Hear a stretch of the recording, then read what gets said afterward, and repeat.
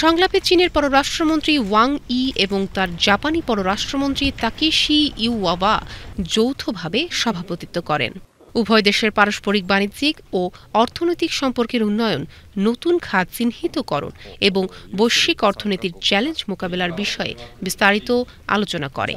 চীনের পররাষ্ট্রমন্ত্রী Wang Yi বলেন, চীন ও জাপানের মধ্যে কূটনৈতিক সম্পর্ক স্বাভাবিক হওয়ার পর দ্বিপাক্ষিক বাণিজ্য ৩০০ গুণ বৃদ্ধি পেয়েছে।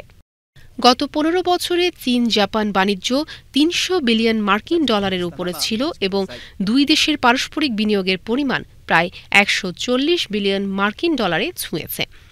ওয়াং ই আরও বলেন, বর্তমান বৈশ্বিক অর্থনীতিতে একতরফা সুরক্ষাবাদ এবং অর্থনৈতিক বিশ্বায়নের ব্যাঘাত নতুন নতুন চ্যালেঞ্জ তৈরি করছে।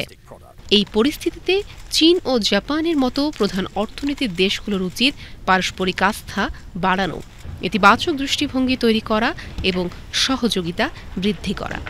তিনি ৪টি প্রধান ক্ষেত্রকে অগ্রাধিকার দেওয়ার আহ্বান জানান: অর্থনৈতিক ও বাণিজ্য সহযোগিতার আধুনিকায়ন, দৃঢ় অংশীদারিত্বের মাধ্যমে পারস্পরিক উন্নতি, উভয় দেশের উদ্বেগসমূহ ভারসাম্যপূর্ণভাবে সমাধান করা, আঞ্চলিক ও বহুপাক্ষিক সহযোগিতা শক্তিশালী করা। চীন ও জাপানে প্রবীণ জনগোষ্ঠীর সংখ্যা দ্রুত বাড়ছে। এই বাস্তবতাকে মাথায় রেখে উভয় দেশ প্রবীণদের যত্ন ও স্বাস্থ্যসেবা খাতে পারস্পরিক সহযোগিতা বাড়ানোর পরিকল্পনা করছে, যা সিলভার ইকোনমি বিকাশে গুরুত্বপূর্ণ ভূমিকা রাখবে।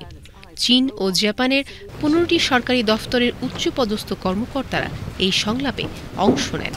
দুই দেশের অর্থনৈতিক সম্পর্ক আরও শক্তিশালী করার লক্ষ্যে ভবিষ্যতে এ ধরনের সংলাপ চালিয়ে যাওয়ার প্রতিশ্রুতি দেওয়া হয়েছে এই সংলাপে।